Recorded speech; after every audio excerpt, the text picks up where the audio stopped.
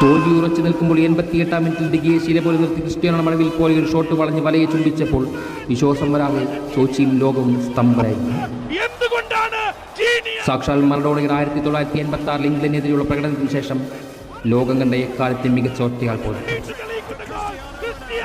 സ്പെയിനെതിരെ hat trick നേടിയ ആദ്യ താരമായതുകൊണ്ട് മാത്രമല്ല, ഒന്നുമില്ലായ്മയിൽ നിന്നായിരുന്നു 3 ഗോളുകളും എന്നത് ഈ പ്രകടനത്തെ അവസ്മരണീയമാക്കുകയായി.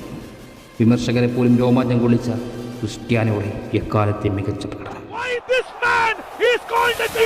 പോർച്ചുഗലിന്റെ ഈ പ്രിയപുത്രൻ അർഹനായത് എന്ന് അടിവരയിട്ട് തെളിയിക്കുന്ന goal. Cristiano Ronaldo over the moon.